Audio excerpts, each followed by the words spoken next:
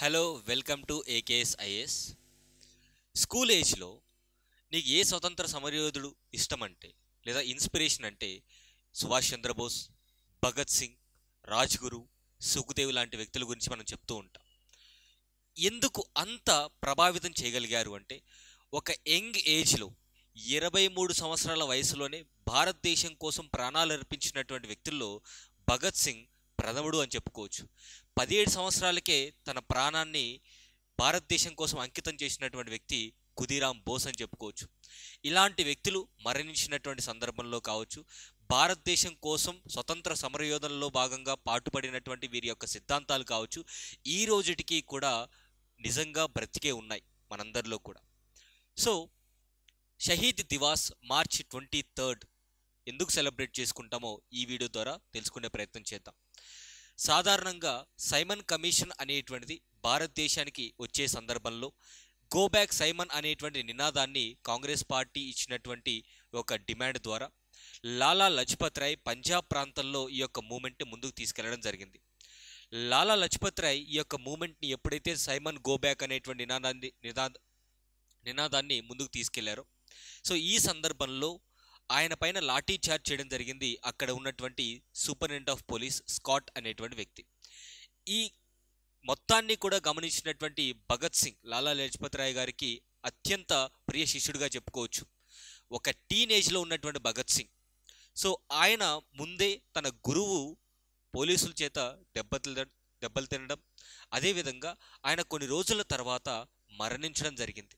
So ఈ మరణానికి ప్రతీకగా కంపల్సరిగా రివెంజ్ తీసుకోవాలనేటువంటి ఒక ఉద్దేశంతో భగత్ సింగ్ గారు స్కాట్ అనేటువంటి ఒక ఎస్పీని చంపాలని చెప్పేసి నిర్ణయించుకోవడం జరిగింది.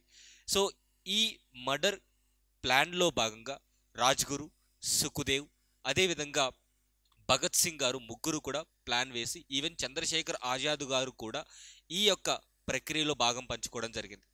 సో అన్ఫార్చునేట్లీ శాండర్స్ అనేటువంటి ఒక అడిషనల్ సూపరింటెండెంట్ ఆఫ్ పోలీస్ని వీళ్ళు చంపడం జరిగింది. ఇక్కడ గమ్మత్తైనటువంటి విషయం ఏంటంటే దీన్ని మనము లాహోర్ కాన్స్పిరసీ అంటాం. ఉదాహరణకి చెప్పాలంటే ఫ్రీడమ్ ఫైటర్లో భాగంగా కాన్స్పిరసీ అనేటువంటి పదం మనం యూజ్ చేయకూడదు, చేయాల్సినటువంటి అవసరం కూడా లేదు. ఎందుకంటే మన భారతదేశాన్ని అణగదొక్కి వారు ఎక్కువగా బాగుపడడం జరిగింది బ్రిటిషర్స్. ఈరోజు లండన్, ప్యారిస్ లాంటి అద్భుతమైనటువంటి నగరాలు ప్రపంచ దేశాల్లో కట్టుకున్నారు అంటే 200 సంవత్సరాల పాటు భారతదేశాన్ని ఎక్స్ప్లాయిట్ చేసి మన యొక్క రక్తాన్ని చెమటగా మార్చుకొని వారు బాగుపడడం జరిగింది. సో అలాంటప్పుడు కాన్స్పిరసీ అనేటువంటి పదాన్ని యూజ్ చేయాల్సిన అవసరం కూడా లేదు. సో ఈ లాహోర్ కేస్ ఏదైతే ఉందో, ఒక గొప్ప విషయం ఏంటంటే ఒక అడిషనల్ ఎస్పీని చంపిన తర్వాత కూడా కనీసం ఒక్క క్లూ కూడా బ్రిటిష్ పోలీసులకి అందించకుండా లాహోర్ నుంచి కాన్పూర్కి వీరు షిఫ్ట్ అయిపోవడం జరిగింది. అసలు ఒక 2 సంవత్సరాల పాటు 1929లో జరిగినటువంటి ఈ సంఘటన 1931 వరకు కూడా భగత్ సింగ్ గారు దీంట్లో ఇన్వాల్వ్ అయ్యారని చెప్పేసి పోలీసులకి, అంటే బ్రిటిష్ పోలీసులకి ఎట్టి పరిస్థితుల్లో క్లూ లేదు. కాకపోతే 1929లో ఇంకొక సంఘటన చోటు చేసుకుంది. సెంట్రల్ లెజిస్లేటివ్ అసెంబ్లీ అంటాం, లేదా ఈ రోజు ఉన్నటువంటి పార్లమెంట్ ఏదైతే ఉందో ఆ పార్లమెంట్లో ఆనాడు అంటే 1929వ సంవత్సరంలో ఒక 2 చట్టాలు చేయడం కోసం, అంటే భారతదేశ ప్రజలకి వ్యతిరేకంగా ఈ 2 చట్టాలు చేయడం కోసం బిల్స్ పాస్ చేయడం జరుగుతుంది. ఒకటి పబ్లిక్ సేఫ్టీ బిల్, ఒకటి రెండోది వచ్చేసి ట్రేడ్ డిస్ప్యూట్ యాక్ట్ అనేటువంటిది ప్రభుత్వం తీసుకురాబోతుంది. సో ఈ ప్రభుత్వం తీసుకొచ్చేటువంటి బిల్స్ ప్రజలకు వ్యతిరేకంగా ఉన్నాయని చెప్పేసి చర్చ పెద్దగా జరగట్లా. మరి చర్చ జరగకపోతే ప్రజలకు తెలియకపోతే దాని లోపల ఉన్నటువంటి నెగిటివ్స్ కానివ్వండి ఇవేమీ కూడా ప్రజలకు తెలియదు. సో ఆ బిల్స్కి సంబంధించినటువంటి అంశాల గురించి చర్చ జరగాలి అంటే ఖచ్చితంగా ఆ బిల్ ప్రవేశపెట్టే సమయంలో ఒక అలజడి అనేటువంటిది రేకెత్తించాలి. ఇదే సందర్భంలో భగత్ సింగ్ గారు 1929లో డిసెంబర్ మంత్ ఈ యొక్క బాంబు కేసు అనేటువంటిది ఆయన రిజిస్టర్ చేయడం జరిగింది. అంటే ఈయన ఈ యొక్క హిందుస్థాన్ సోషలిస్ట్ రిపబ్లికన్ అసోసియేషన్తో జాయిన్ అయ్యి ఈ బాంబ్స్ అనేటువంటివి సెంట్రల్ లెజిస్లేటివ్ హాల్లో విసరడం జరిగింది. ఇక్కడ ముఖ్య ఉద్దేశం ఎవరినో చంపడం కానీ ఒకరిని గాయపరచడం కానీ చేసేటువంటి ప్రయత్నం కాదు. ప్రజలు అంటే అక్కడ ఆ హాల్లో అంటే అసెంబ్లీలో ఎవరూ లేనటువంటి ప్రదేశంలో బాంబులు విసిరి అప్పుడు ప్రెస్ మొత్తము కూడా దీనిపైన ఫోకస్ చేయడం జరుగుతుంది. సో ఎప్పుడైతే ప్రెస్ దీనిపైన ఫోకస్ చేస్తుందో వారు రాసేటువంటి ప్రతి ఆర్టికల్లో కూడా ఈ సమయంలో ఈ సందర్భంలో ఈ యొక్క బాంబులు విసిరారు. సో ఆ సందర్భం ఏంటి?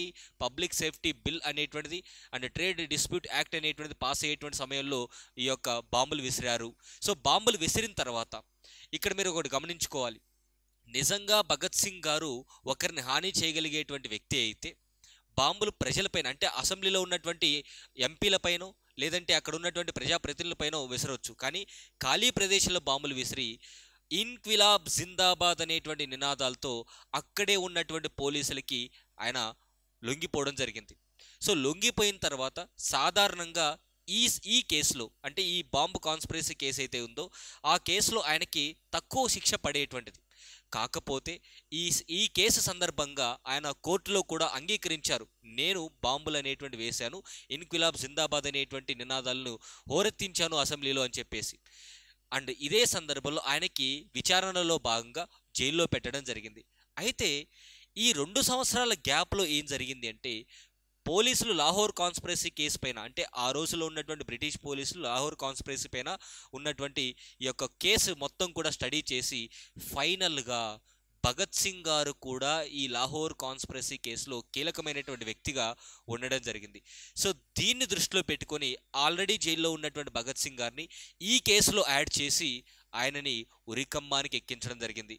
సో మార్చి 23వ తారీఖు 1931వ సంవత్సరంలో ఈయన ముగ్గురితో కలిపి అంటే భగత్ సింగ్ని, రాజ్గురిని, సుఖ్దేవ్ని ముగ్గురిని కూడా కలిపి ఉరి తీయడం జరిగింది. కాకపోతే ఎప్పుడూ ఉండేటువంటి కాంట్రవర్సీ ఏమిటి అంటే మహాత్మా గాంధీజీ గారు తలుచుకుని ఉంటే భగత్ సింగ్ గారి యొక్క ఉరిని ఆపగలిగేవారు. ఈ ప్రశ్నకు కూడా నేను సమాధానం చెప్పాలనుకుంటున్నా. నార్మల్గా మనకి ఇర్విన్ ప్యాక్ట్ అనేది ఒకటి ఉంటుంది, దాన్ని ఢిల్లీ ప్యాక్ట్ అని కూడా అంటాం. అంటే 2వ రౌండ్ టేబుల్ కాన్ఫరెన్స్లో కాంగ్రెస్ పార్టీ పార్టిసిపేట్ చేయాలి అని చెప్పేసి ఆ రోజుల్లో ఉన్నటువంటి బ్రిటన్ ప్రధాని ఇక్కడ ఉన్నటువంటి గవర్నర్ జనరల్ ఆఫ్ ఇండియా వైస్రాయ్కి లెటర్ రాయడం జరిగింది. నువ్వేం చేస్తావో తెలీదు, ఇండియన్ నేషనల్ కాంగ్రెస్ పార్టీ కంపల్సరీగా ఈ యొక్క రౌండ్ టేబుల్ కాన్ఫరెన్స్లో పార్టిసిపేట్ చేయాలి. సో ఇదే సమయానికి సివిల్ డిసోబీడియన్ మూమెంట్ అనేటువంటిది ఒక పీక్ స్టేజ్లో ఉంది.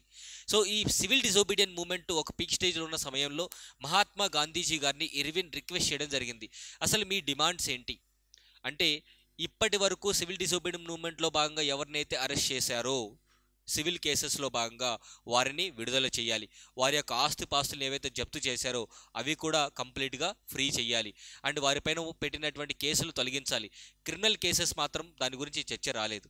సో గాంధీ ఇర్విన్ మాట్లాడుకున్నటువంటి అంశాన్ని కాంగ్రెస్ పార్టీ ఆమోదించాలి. అందుకే Congress party Karachi special session అనేటువంటిది ఏర్పాటు చేయడం జరిగింది. దానికి అధ్యక్షులుగా సర్దార్ వల్లభాయ్ పటేల్ గారు వ్యవహరించడం జరిగింది. మరి ఈ కరాచీ సెషన్లో ఈ సివిల్ డిసోబీడియన్ మూమెంట్ తాత్కాలికంగా సస్పెండ్ చేస్తూ గాంధీ ఇర్విన్ ప్యాక్ట్ని ఆమోదిస్తూ 2nd రౌండ్ టేబుల్ కాన్ఫరెన్స్లో కాంగ్రెస్ పార్టీ పార్టిసిపేట్ చేయాలి అని చెప్పేసి తీసుకున్నటువంటి నిర్ణయం. కాకపోతే ప్రజల నుంచి వచ్చినటువంటి విపరీతమైనటువంటి డిమాండ్ ఏంటంటే అప్పటికే భగత్ సింగ్, రాజ్గురు, సుఖ్దేవ్ గారులకి ఈ యొక్క ఉరిశిక్ష ఖరారు చేయడం జరిగింది. సో ప్రజల నుంచి ఎప్పుడైతే తీవ్రమైనటువంటి ఈ యొక్క రిక్వెస్ట్లు రావడం, మహాత్మా గాంధీజీ గారు ఢిల్లీ నుంచి లాహోర్ ఈ యొక్క కరాచీ వెళ్ళే క్రమంలో కూడా ట్రైన్లో వెళ్తున్నటువంటి ప్రతి స్టేషన్లో కూడా ప్రజలు ఈ యొక్క నినాదాలతో అంటే భగత్ సింగ్ని కంపల్సరిగా కాపాడాలి, భగత్ సింగ్ యొక్క ఉరిని రద్దు చేయాలి అనేటువంటి నినాదాలు కాంగ్రెస్ పార్టీకి మహాత్మా గాంధీ చుట్టూ మొత్తం కూడా చుట్టుకోవడం జరిగింది.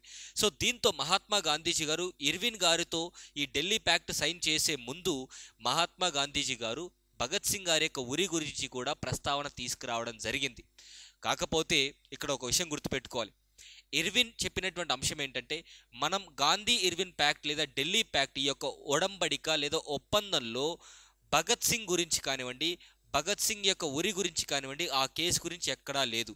సో ఈ అగ్రిమెంట్లో లేనటువంటి అంశాన్ని తీసుకొచ్చి ఈ యొక్క అగ్రిమెంట్ని డిస్టర్బ్ చేయొద్దు అని చెప్పేసి సానుకూలంగా ఇర్విన్ తిరస్కరించడం జరుగుతుంది. కాకపోతే ఇక్కడ వచ్చేటువంటి ఒక ఆరోపణ ఏంటంటే మహాత్మా గాంధీజీ గారు ఈ యొక్క గాంధీ ఇర్విన్ ప్యాక్ట్ పైన నేను సంతకం చెయ్యను, అంటే ప్రధానమంత్రి నుంచి వచ్చినటువంటి ఫోర్స్ ఇది. అంటే ప్రధానమంత్రి దగ్గర నుంచి వచ్చినటువంటి లెటర్తోనే ఇర్విన్ ఒకప్పుడు మహాత్మా గాంధీజీని కనీసం అంటే కనీసం లెక్క చేయనటువంటి వ్యక్తి ఈరోజు గాంధీజీ యొక్క కాళ్ళ వేళ్ళ పడ్డానికి వచ్చాడు సెకండ్ రౌండ్ టేబుల్ కాన్ఫరెన్స్లో పార్టిసిపేట్ చేయడం కోసం. అంటే జుట్టు మన చేతిలో ఉన్నప్పుడు మన వ్యక్తిని కాపాడుకోవడానికి ఎందుకు వెనకడిగి వెయ్యాలి అంటే మహాత్మా గాంధీజీ గారు నమ్మినటువంటి సిద్ధాంతం సత్యాగ్రహ, నాన్ వైలెన్స్. సో ఇలాంటి సిద్ధాంతాల్ని వ్యతిరేకంగా వెళ్ళలేదని కొంతమంది చరిత్రకారులు చెప్తూ ఉంటారు. అంటే భగత్ సింగ్ ఒక వ్యక్తిని చంపినటువంటి వ్యక్తి కాబట్టి, అంటే ఒక పోలీస్ అధికారిని చంపినటువంటి వ్యక్తి కాబట్టి మహాత్మా గాంధీజీ గారు మేబీ అడిగారే తప్ప ఆ విషయం పైన ప్రెషరైజ్ చేయలేదు. అంటే ఇర్విన్ దగ్గర నేను సంతకం చెయ్యను అంటే సెకండ్ రౌండ్ టేబుల్ కాన్ఫరెన్స్లో కాంగ్రెస్ పార్టీ పార్టిసిపేట్ చేయాలి అంటే మీరు ఈ యొక్క భగత్ సింగ్ గారి యొక్క ఉరిని పునరాలోచించండి, ఇట్లా తీసేయండి అని బలంగా కూర్చొని ఉన్ని ఉంటే ఖచ్చితంగా ఆయనకు ఉరి పడేది కాదేమో అని కొంతమంది చరిత్రకారులు యొక్క భావన అనమాట. ఏది ఏమైనప్పటికీ భగత్ సింగ్ గారు 23 సంవత్సరాల వయసులో చనిపోయి 120 సంవత్సరాలు అంటే దాదాపుగా ఇప్పుడు ఆయన 1907లో జన్మించాడు, ఈరోజు 2025 అంటే దాదాపుగా 100 సంవత్సరాలకు పైబడే ఆయన బ్రతికే ఉన్నాడు. భారతదేశం ఉన్నన్ని రోజులు భగత్ సింగ్ గారు బ్రతికే ఉంటారు. మహా అయితే ఆయన శరీరం విడిచిపెట్టిపోవచ్చు, కానీ ఆయన యొక్క ఐడియాలజీస్ కానివ్వండి, ఆయన యొక్క ఆలోచనలు కానివ్వండి, యూత్ ఎప్పుడైనా ఈ దేశంలో కొంతమంది వ్యక్తులను బాగా గుర్తుపెట్టుకుంటారు. స్వామి వివేకానంద, భగత్ సింగ్ అండ్ అదేవిధంగా సుభాష్ చంద్రబోస్, ఇలాంటి వ్యక్తులు చాలామంది ఉన్నారు భారతదేశంలో. సో స్వతంత్రం మనకి ఈరోజు వచ్చింది అంటే ఇలాంటి వ్యక్తులు చిన్న వయసులో 21 సంవత్సరాలు 20 సంవత్సరాల వయసులో 17 సంవత్సరాల వయసులో కూడా భారతదేశం కోసం అంటే భావి తరాల కోసం వారు ప్రాణాలు త్యాగం చేయడం జరిగింది. సో అలాంటి త్యాగాల్ని మనం ఎట్టి పరిస్థితుల్లో మర్చిపోకూడదు. కేవలం వాళ్ళు పుట్టినరోజు వాళ్ళు చనిపోయిన రోజు మాత్రమే గుర్తు చేసుకోకుండా వారి యొక్క ఆదర్శాలని మొత్తాన్ని కూడా మనము పుణికిపుచ్చుకొని ముందుకు వెళ్ళాలని మనస్ఫూర్తిగా కోరుకుంటూ షహీద్ దివాస్ భగత్ సింగ్ గారిని, రాజ్గురు గారిని, అదేవిధంగా సుఖదేవ్ గారిని, మిగతా ఫ్రీడమ్ ఫైటర్స్ అందరినీ కూడా గుర్తు చేసుకుంటూ వారి యొక్క నివాళులు అర్పించుకుంటూ ఏకేఎస్. Thank you so much.